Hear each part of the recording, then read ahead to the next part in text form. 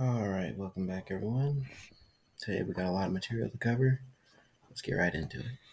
So, yesterday, or in the last video, we went over mitosis and replication before that. So now we're moving on to how is this process of cell division regulated? And it's regulated mainly through two kinds of genes in the DNA. There's proto-oncogenes, which are genes that signal for cell proliferation and have the potential. They signal for cell proliferation and induce mitosis, but they also have the potential, once mutated, to become an oncogene. And onco, if you know oncology, um, it's a stem for the word cancer, and they can cause uncontrolled cell proliferation uh, when mutated to become constitutively activated. So those are like the gas pedal genes. When they get mutated, you can't step off the gas. On the other side of the coin, you have tumor suppressor genes. These genes halt or inhibit cell proliferation by inhibiting mitosis, and once they've been mutated, they have the potential to enable uncontrolled proliferation. So one causes uncontrolled proliferation, one enables uncontrolled proliferation. So tumor suppressor genes are like, if you're thinking about a car, it's like your brakes. If the brakes get mutated or removed, then you're not going to be able to stop. So that's how that works. So what signals for the start of mitosis, right? So these are called mitogens, and they induce mitosis. They're often a protein or a hormone signaling molecule, like growth hormone or epidermal growth factor or vascular endothelial growth factor or platelet-derived growth factor. So these growth factors are what I said growth hormone, but that's not right. It could be a hormone, but it's typically a growth factor because it could either be a protein or a hormone signaling molecule, and that's nuance that you don't need to know for the sake of this video.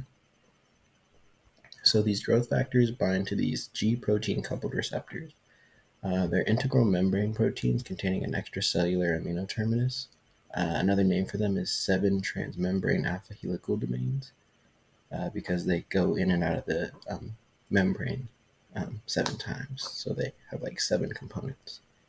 And an intracellular carboxy terminus. So on the inside of the cell, they have a carboxyl group. G protein coupled receptors recognize a wide variety of signals ranging from intracellular from photons to ions, proteins, neurotransmitters, and hormones. So they recognize a lot of molecules. And G protein coupled receptors are interesting because they can amplify signal. So if you receive a signal from one molecule, it can amplify that signal 10 times over. They're also very efficient, and yeah, those are the two main things.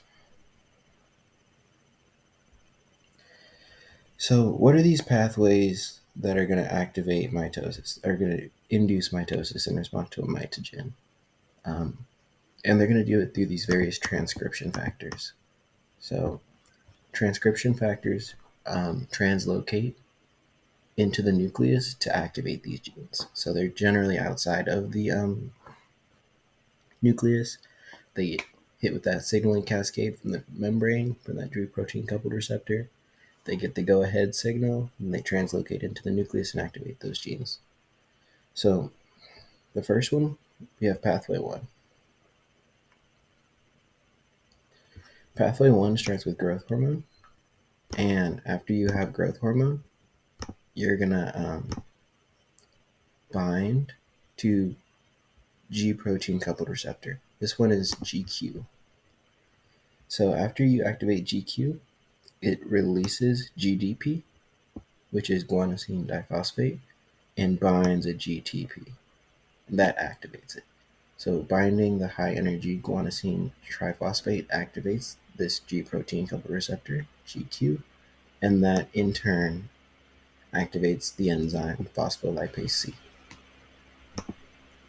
So phospholipase C, as the name suggests, it's a lipase, so it breaks down fat, and so charged fat. So there's a phosphate on top of it, or attached to it. So this substrate, phosphatidyl inositol phosphate 2, so phosphatidyl inositol phosphate 2, PIP2, and it breaks it down. Wherever you see orange, at least for this first part of the video, is going to be an enzymatic reaction. So something's going to be breaking, and there's going to be two substrates, or a product and a substrate. In this case, there are two substrates, or two products. The first one is going to be this inositol triphosphate. So it's going to have 3 phosphates on it, and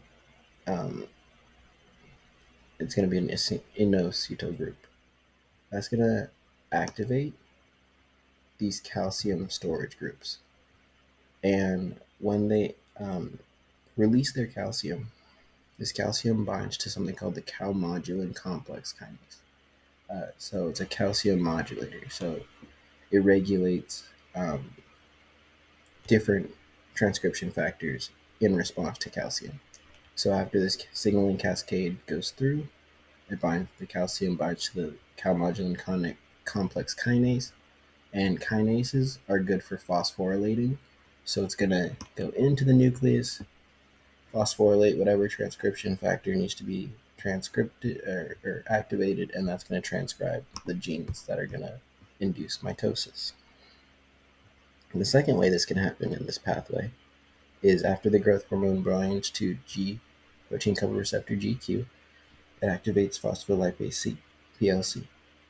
And the same reaction happens, but the diacylglycerol molecule from this reaction goes it ignores the calcium storage and goes straight to protein kinase C, which is going to phosphorylate whatever it's going to translocate into it's going to phosphorylate a transcription factor, which is going to subsequently go translocate into the nucleus. Transcription factors translocate into the nucleus. That's important. The protein kinase C, whenever you see kinase, you just think phosphorylation. That should be automatic. So protein kinase C gets activated by diacylglycerol, phosphorylates a transcription factor. Transcription factor translocates into the nucleus, and bada boom, bada bing, mitosis. Okay. Pathway 2. So same story as last time. Growth hormone is going to bind to a G protein coupled receptor. This one's called G stimulatory protein, or GS. After that happens, it's going to release GDP, because when it's bound to GDP, that's the resting state. It has no energy. It's resting. When it binds GTP, it's now activated. It's got the high energy molecule. It's ready to go, and that activates adenocyclase. So adenocyclase is an enzyme that breaks apart ATP, adenosine triphosphate, and it makes cyclic AMP, or cyclic adenosine monophosphate. And I believe a phosphate group, a diphosphate group, I think it's called inorganic phosphate, gets released, but that's not important for the sake of this video. So adenocyclase breaks up adenosine triphosphate, and that cyclic AMP is a secondary messenger. So the G protein coupled receptor activates, and then it activates this secondary messenger. That's also why G protein coupled receptors are really good at amplifying signal, because one G protein coupled receptor being activated can lead to a whole host of cyclic AMP. So that's something just if you wanted to know. So that cyclic AMP, cyclic adenosine monophosphate, then activates protein kinase A. What do kinases do? They phosphorylate things. So Gonna phosphorylate that transcription factor. It's gonna be activated. It's gonna translocate into the nucleus and induce mitosis. So that one's kind of straightforward. You got the GS, you got the adenocyclase, cyclic AMP, protein kinase A, boom.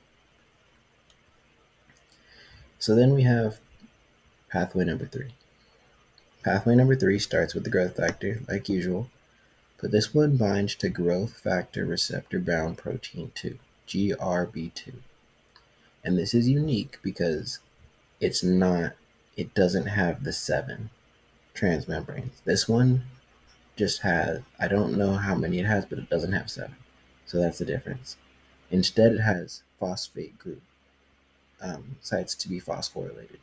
And I think it has tyrosine receptors. So if you know your amino acids, you can think of tyrosine. But it's got a hydroxyl group and it gets phosphorylated. And it's got 4 of them. And I believe, don't quote me on that. I got my information from a video because I'm trying to just get the foundational science here so I can move forward with the main purpose of my channel, which is to interrogate some of these uh, scientific papers and see what's new with the world, But we're not there yet. Back to this. Growth factor binds to growth factor receptor bound protein 2, GRB2, which has amino acids that can be phosphorylated. Once growth factor binds, changes the conformation of that receptor, they dimerize, and then you can have them be phosphorylated. Uh, that phosphorylation then activates something called the son of sevenless protein. So it activates it.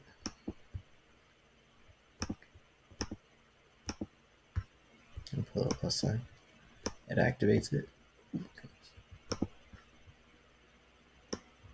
It activates it. And then that activates GTPase or RAS. I think that's rat sarcoma virus. It comes from the rat sarcoma virus family of proteins. And it's a GTPase, so it's going to break down that guanosine triphosphate into GDP. And that's going to be an activation. That step supplies the energy for ROS to go and then activate RAF, or this one is called the proto-oncogene serine threonine protein kinase. So it's important to remember that these are just like a series of enzymes that break down those high energy phosphate groups. And those phosphate groups in turn activate the subsequent enzyme. So you see here, it's a proto-oncogene serine threonine protein kinase. So it's either going to be phosphorylated at those hydroxyl groups in those amino acids, or it's going to phosphorylate the subsequent um, enzyme. But these are all activation signals. So you have a lot of them. That's why G protein coupled receptors are so powerful, because from one growth hormone, you're activating all these secondary messengers, and you can amplify how many you activate. So that's why some of these things are pretty fascinating. Um, so you activate the GTPase RAF, then you activate mitogen activated protein kinase. Mitogen, which is in that word, induces mitosis. So you have G protein receptor bound to sons of sevenless, activates ROS, activates RAF. These are all GTPases. Then it activates mitogen activated protein kinase. Kinase phosphorylation. Gonna phosphorylate that transcription factor and translocate into the nucleus and induce mitosis. So that was pathway 3. Yep. And now we're on to pathway 4. So these are just like major pathways that induce mitosis or are involved in, the cell replication pathway. I did some research into these, and these are just like vague, like major steps in these pathways. I'm pretty sure that they're a lot like exponentially more nuanced than what I'm showing here, but this is just to show you a general gist of how it works. G protein coupled receptor is coupled to something. The secondary messenger activates some sort of, GTPase, another secondary messenger activates a kinase, phosphorylates a transcription factor. Transcription factor goes into the nucleus, activates, induces the genes required to begin mitosis. That's the general formula. So pathway 4, again, starts with growth hormone. Then it's going to bind to Janus kinase. Janus kinase is usually a tyrosine residue. And like with those serines and threonines, it's going to have an OH group that gets phosphorylated. That phosphorylation event is going to activate STAT, which is an intracellular signal transducer and a transcription factor. So this can translocate into the nucleus and activate some stuff, or it'll activate something that translocates into the nucleus and activates stuff. So this pathway is probably the most simple. So I would try to memorize these just because they're useful, or just be familiar with them. So just know um, ROS, RAF, MAPK, just know that, or cyclic AMP and protein kinase A. This is a major one right here. Yeah, this is the one that when I was in school they were championing this one. I had several questions on adenyl cyclase, cyclic AMP, and protein kinase A. These other ones are kind of just, they're good to know, but definitely know this one. Numbered pathway 2. Pathway 1's probably good too. You should probably know all of them, but definitely pathway 2 if nothing else. So what happens after a mitogen stimulates downstream effects that lead to activation of transcription factors in charge of mitosis? So what happens after you get your growth factor, you get your protein coupled receptor, you activate adenyl cyclase, you activate cyclic AMP, you activate protein kinase A, and then you activate your transcription factors. Then what happens? Well, you activate these proto-oncogenes. Some examples are MYC, FOS, and Jun, and they're going to subsequently activate more transcription factors. So, like I said earlier, this is a very vague model. You have to imagine there's tens and hundreds of these transcription factors that are being studied, and there's probably some that we don't even know about. But the long story short is that the common event is that it translocates into the nucleus and starts activating. At least we know of these genes. So MYC, FOS, and Jun. Then transcription factors activate cyclins. Cyclins are crucial to checkpoints in the cell cycle. So you know how we said there's a checkpoint at G1, there's a checkpoint at S, there's a checkpoint at the M phase and anaphase, or in between the M and anaphase, the anaphase promoting complex. We have, I think there's one at G2. Yeah, I believe there is one at G2, but we'll get there. I'll go over that at the end. The takeaway from this is that those transcription factors then activate these cyclin genes so that you can start transcribing those cyclins and making them into proteins so that they can bypass those checkpoints, or at least signal that they're ready for mitosis. So naturally, there's more phosphorylating to be done, but you're going to transcribe this, and you're going to transcribe cyclin-dependent kinase. Cyclin-dependent kinase is a kinase that's going to phosphorylate once it's bound to cyclin. It's cyclin-dependent. You have cyclin-dependent kinase 1, 2, 3, 4, and 6. So cyclin's going to bind to these cyclin-dependent kinases, and these cyclin-dependent kinases are going to start the action. So the major transcription factor that you're going to want to activate to signal that mitosis is a go is E2F. marked by the purple here, right? But E2F is highly vulnerable to tumor attack, right? So we'll find out another one. There's two others that I want to tell you about that are really big for tumors, and one of them is RB. If this tumor suppressor gets mutated and it doesn't transcribe, that could lead to tumors because it's not suppressing E2F. Um, but cyclin dependent kinase is going to inhibit this tumor suppressor. It's going to be like, okay, I have the cyclins, they've bound to the cyclin dependent kinases. Let's go phosphorylate this tumor suppressor. I'm going to phosphorylate that. Boom. And then it's going to dissociate and stop inhibiting. It's gonna go away. It's gonna dissociate from E2F, allowing ETF to bind to the genes responsible for mitosis, DNA repair, apoptosis, development, cell differentiation, and cell metabolism.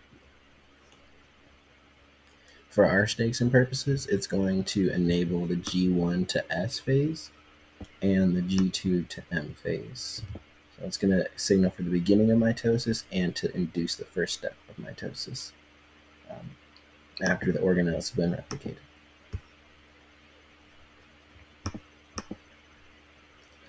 So if you want, I'm going to put these links to these articles if you want to do some more research about these foundational concepts in the cell cycle and the checkpoints. I don't want to go too in depth because I don't want to spend too much time here.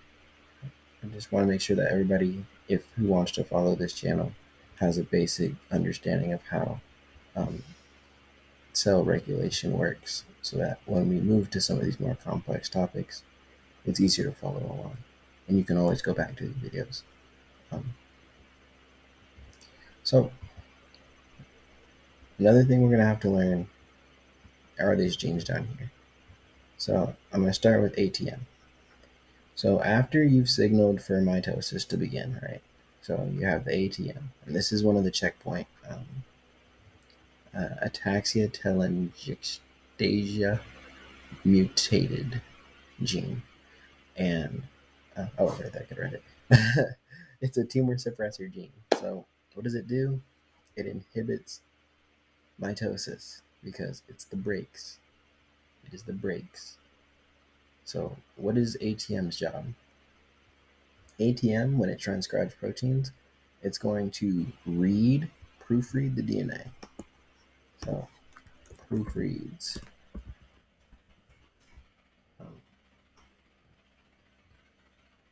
ATM proofreads. There you go. And after it proofreads, if it finds a mistake, it's going to bind to P53. And P53 is going to activate P53. P53 is a major tumor suppressor. This tumor suppressor is capable of producing protein molecules that stimulate MDM2 and BAX. But we'll get into that in a second. After ATM finds a mistake in the base pairing, it's going to either activate DNA repair enzymes, which are going to signal for cyclin-dependent kinase inhibitors, P15, P16, P18, P19, P21, P27, and P57, to name a few. And they're going to temporarily inhibit the cyclin-dependent kinase complex, which we know is responsible for starting the cell cycle, as we mentioned up here, by phosphorylating RB and enabling E2F to do its work. So it's going to say, hey, we're not ready yet. We have to repair these base pairs, right? These nucleotide base pairs. If the damage is beyond repairable, P53 instead is going to bind to BAX. BAX is a pro-apoptotic gene. If we know what apoptosis is, it's programmed cell death. How it happens is P53, ATM binds to P53. It says, hey, we're not ready. P53 then says, it's going to say, hey, we can't do this. It's done. Then P53 is going to be like, okay, Vax, handle my lightweights. And Vax is going to go into the protein. It's going to be transcribed. It's going to go into the mitochondria, actually, and it's going to remove a protein called BCL2, and I think it's gonna dimerize, but the mechanism I'm a little fuzzy on. But the function is that it increases the mitochondrial membrane permeability, and we know in the mitochondria, the membrane, um, the inner membrane, has the electron transport chain, right? And that electron transport chain has protein, complex 1, complex 2, you got ubiquinone. So you have NADH, you have FADH, you have ubiquinone, and then you have cytochrome C, which transports electrons from the third complex to the fourth complex. But it increases the permeability of this matrix, or this membrane, allowing the matrix and things inside it to go outside of it, right? So then cytochrome C serves two functions. It's an electron transporter from the third complex to the fourth complex, but it also can leak out of the membrane when signaled by Bax genes and proteins. And then it binds to something called a caspase. Caspases are known for their apoptotic signaling, but they have to be activated, and the activator molecule is cytochrome C. So cytochrome C is going to leak from the electron transport chain and bind to caspases, which trigger apoptosis. So that is if the cell is not savable, if you can't save it.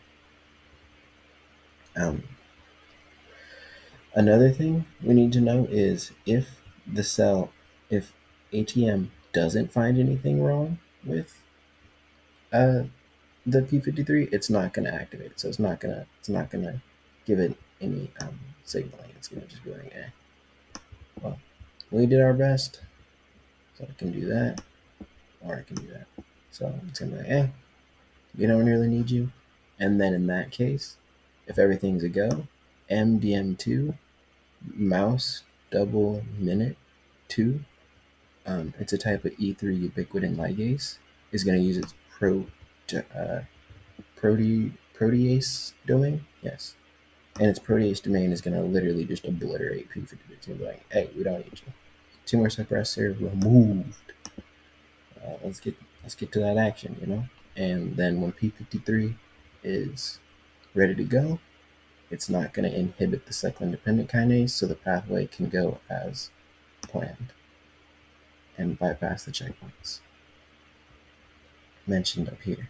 E2F is going to bind, it's going to signal about that action, and that's going to be a wrap. So now I think we're almost to the time. I want to go through these really quickly though. We have this over here. So we know that our checkpoints are at G1. There's a acronym, pseudonym.